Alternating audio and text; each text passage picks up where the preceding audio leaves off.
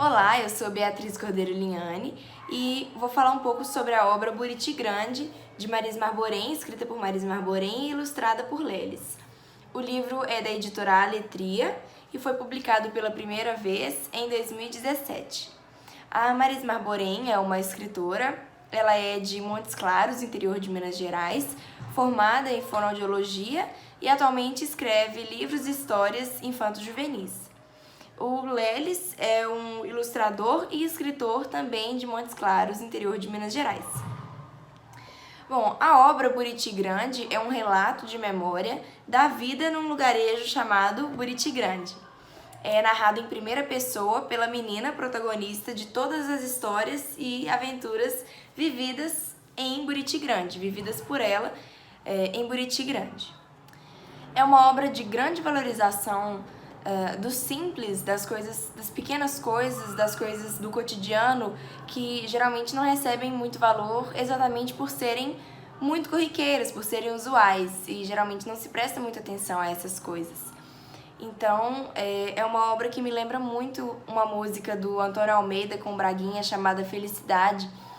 Uma parte dela diz: para que tanta ambição, tanta vaidade, procurar uma estrela perdida, se o certo que nos traz felicidade são as coisas mais simples da vida. Então, Buriti Grande é uma obra que trata muito disso, fala muito da importância e do valor das pequenas coisas, das coisas simples na vida de cada um.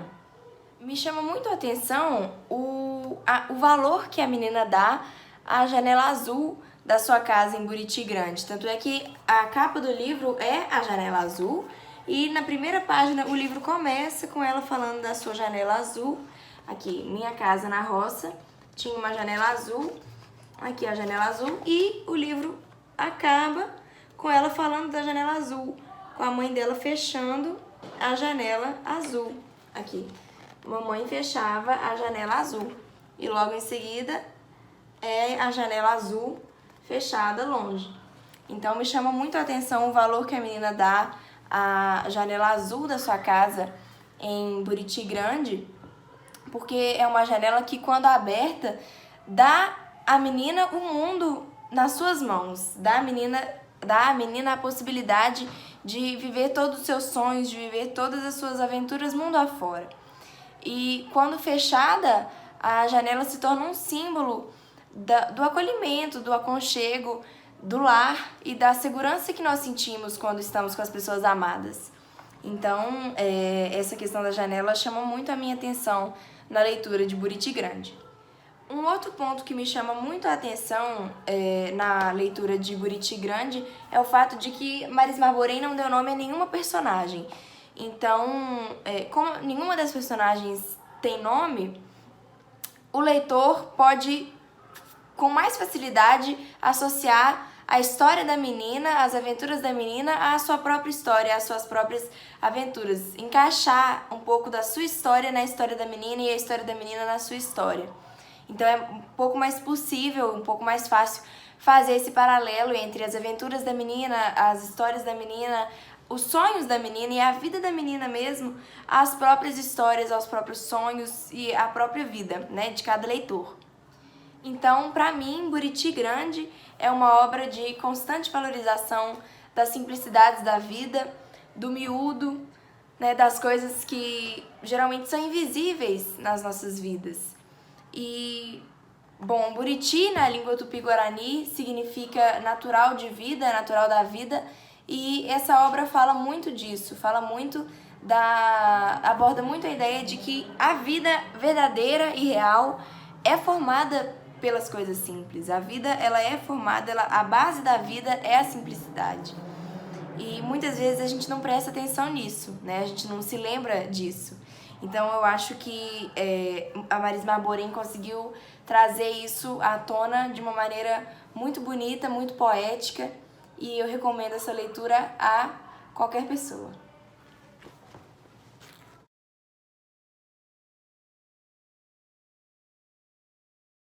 Oi, gente, tudo bem?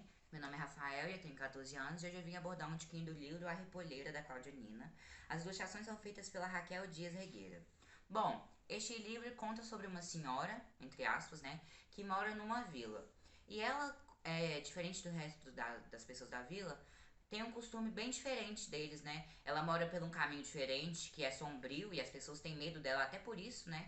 E eles costumam estigmatizar ela, chamando ela de bruxa, de velha, né? Porque ela todo dia ia numa barraquinha e vendia os seus repolhos. Isso era um costume familiar, né, da família dela. Ela cobria com panos a sua face e ela não mostrava nem um pedaço do corpo dela, somente seus olhos, né? Então, e esse livro é um livro infantil, mas ele costuma abordar o preconceito, né? Que é uma coisa que a gente, mesmo sem saber, a gente já estigmatiza as pessoas, mesmo sem conhecer elas totalmente, a gente já coloca preconceito nelas, já define o que elas são, sendo que na verdade a gente nem conhece elas por inteira. Isso é muito lindo, né? Porque é um livro infantil, mas mesmo assim aborda. E no fim da história, né? Na verdade, essa senhora é uma bela jovem, né?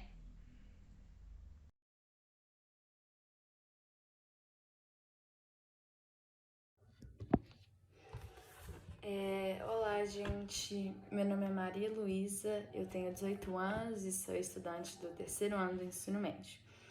Então, hoje eu vim falar um pouco para vocês sobre esse livro, que se chama A Caçada de Goya, e é de uma escritora brasileira de Belo Horizonte, que chama Carina Pimenta. Então, é um livro é de fantasia, né? De ficção. Então, a história do livro é de uma menina de 13 anos que mora em Belo Horizonte com a mãe dela. E desde muito pequena ela tinha sonhos recorrentes, pesadelos, né? Com um leão negro de olhos vermelhos, muito assustador. E, enfim, ela tinha sempre esses sonhos, ela ficava com muito medo, só que depois ela acordava e via que tinha sido só um sonho.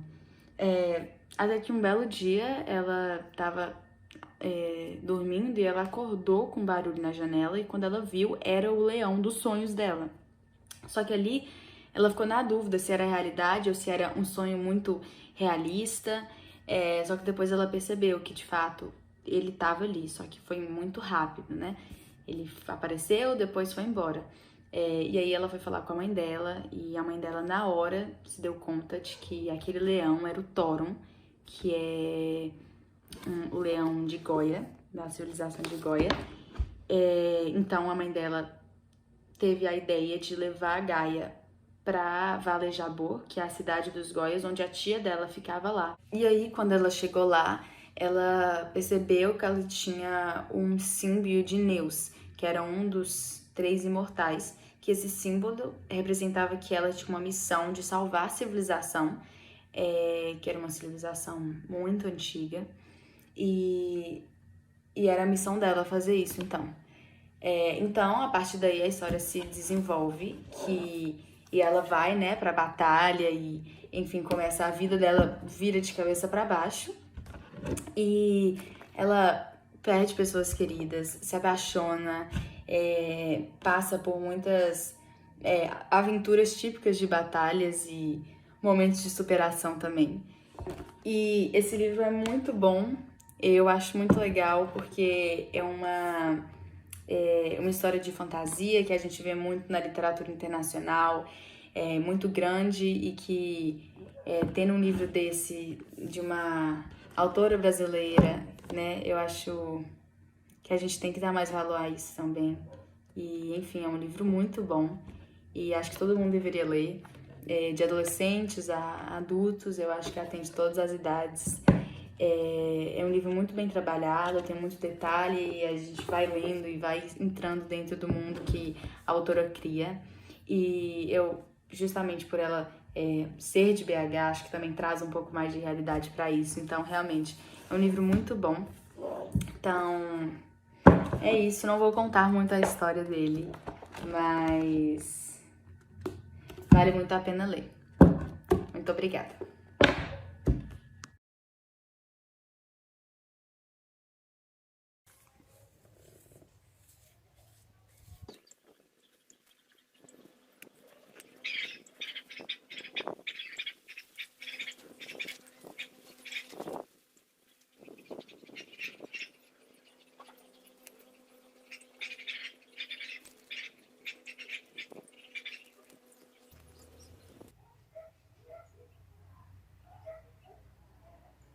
Tenho fases como a lua, fases de andar escondida, fases de vir para a rua.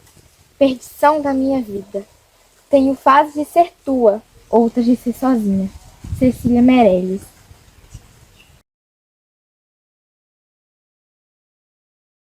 Oi, meu nome é Maria Luísa, eu vim falar sobre o livro Moscas e Outras Memórias, das autoras Eva Ferretti e Fabiola Verlang. A Eva Ferretti também é ilustradora. O livro é da editora Aletria e ele fala sobre uma pessoa que na infância passeava pela vizinhança e observava os costumes estranhos das pessoas ao seu redor.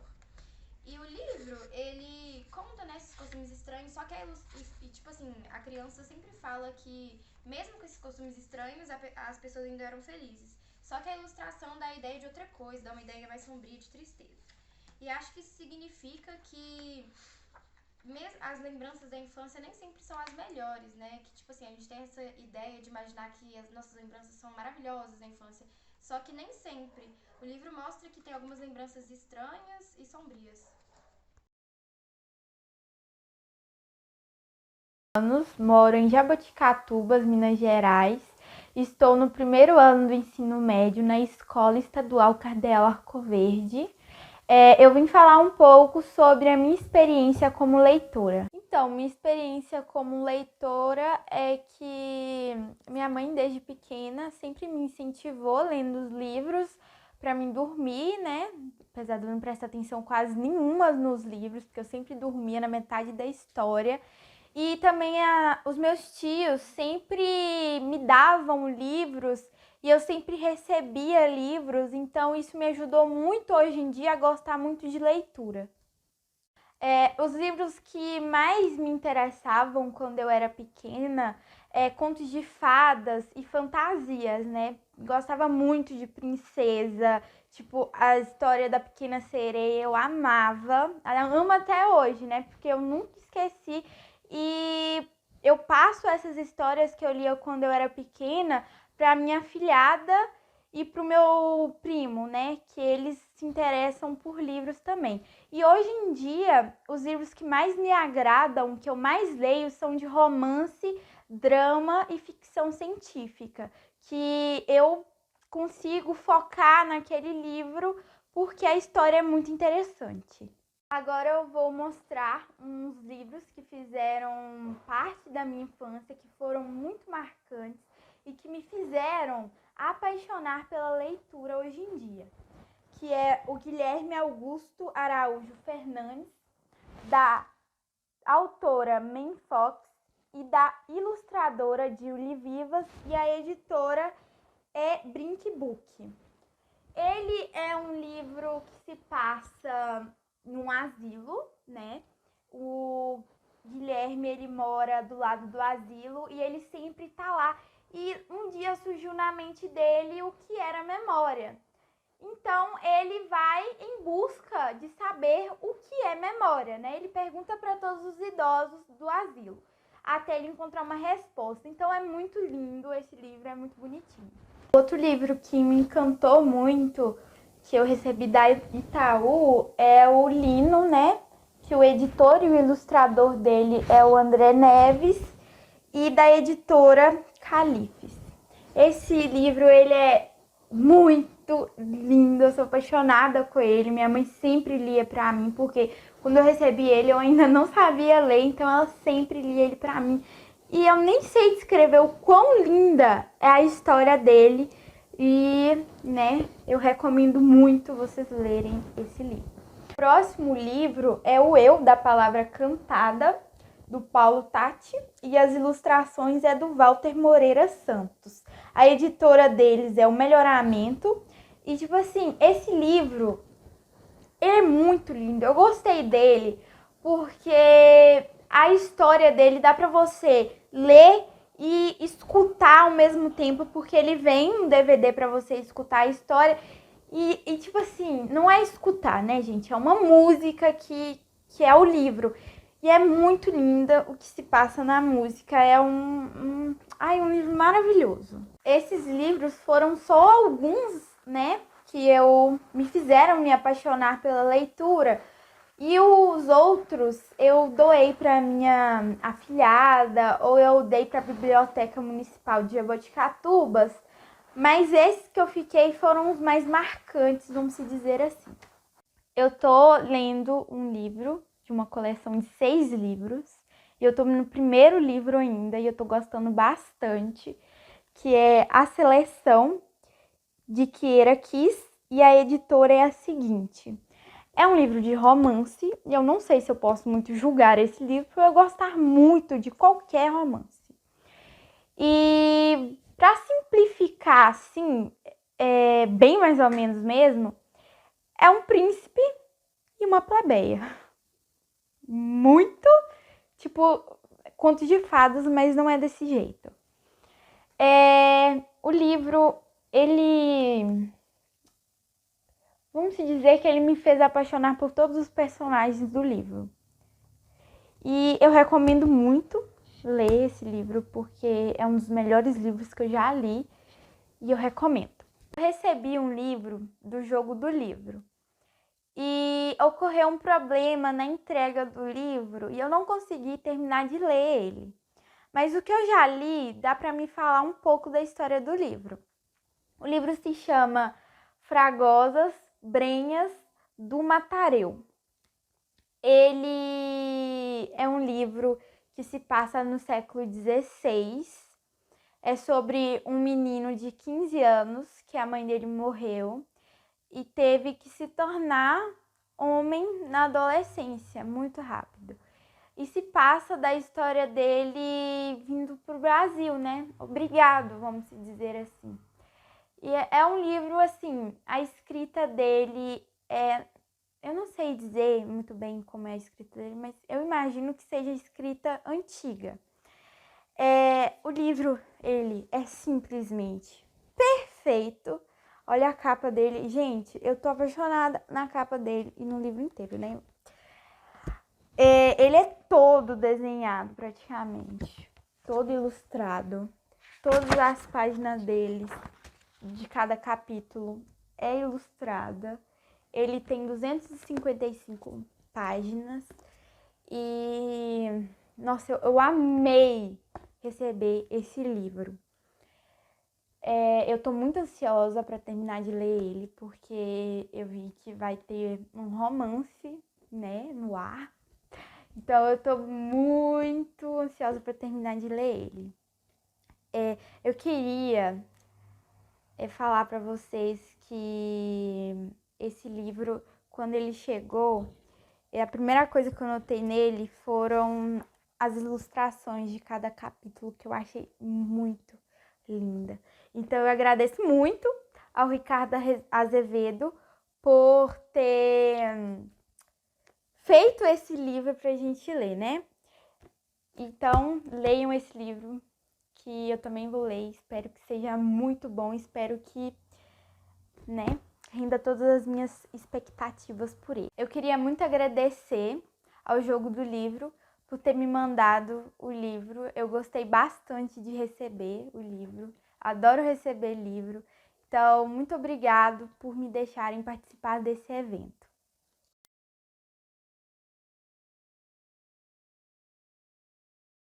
Olá, meu nome é Anabela, eu sou estudante da UFV e hoje eu vim contar para vocês um pouco sobre esse livro, Diário da Peste. Ele é escrito por Luiz Gil e é da editora Abacate. Bom, como o nome já diz, Diário da Peste conta a história de um menino que viveu a pandemia. A história começa exatamente no início de 2020, quando as coisas pararam no Brasil. E a história acontece na região sul, mais especificamente no Rio Grande do Sul, que é de onde Jota, o personagem principal, é. Nesse livro, todos os personagens têm nomes de letras do alfabeto, o que é bem interessante também. Bom, então esse livro conta o início da pandemia pela perspectiva de Jota, e como é no formato de diário, vai até mais ou menos uns 70 dias. E conta como foram os dias desse menino que está no ensino médio, um jovem, e o que ele fez para conseguir passar por esse momento. O interessante é porque conta uma história que nós vivemos, né? Alguns por outra perspectiva, mas no meu caso, que também sou jovem, consigo me identificar muito com tudo que aconteceu aqui com esse menino, com as aulas online que ele teve que começar a assistir, como foi esse desafio, a tentativa de achar coisas para distrair a cabeça, como ver filmes, ler alguns livros, inclusive durante a história o autor cita algumas séries conhecidas, alguns livros conhecidos também, que imagino que todo mundo deve ter tido a oportunidade de ver ou rever durante a pandemia.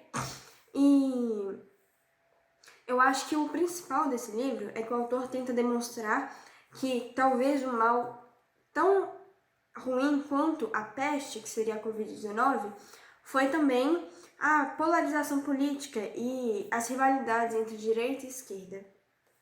O autor não deixa nenhum posicionamento muito claro em apoio a nenhum dos dois lados, mas ele deixa muito claro que essa rivalidade pode trazer consequências talvez até piores do que a própria doença, pela história que ele escreveu, né? Então, para não contar o final para vocês, durante a história acontece uma reviravolta onde o pai de Jota sofre um acidente e esse acidente é causado por uma rivalidade política. Então demonstra que a família não foi contagiada pelo vírus, mas foi contagiada por outro vírus, que seria o vírus do ódio, como diz o autor. Além disso, Jota também escreve uma história paralela à história que está sendo escrita no livro, que está sendo contada no livro, porque é um menino que gosta muito de literatura e, como uma forma de se distrair durante a quarentena, tentou também escrever uma história que também se situava nessa pandemia de Covid-19. Bom, é um livro muito interessante, acho que vale a pena, é uma leitura bem leve.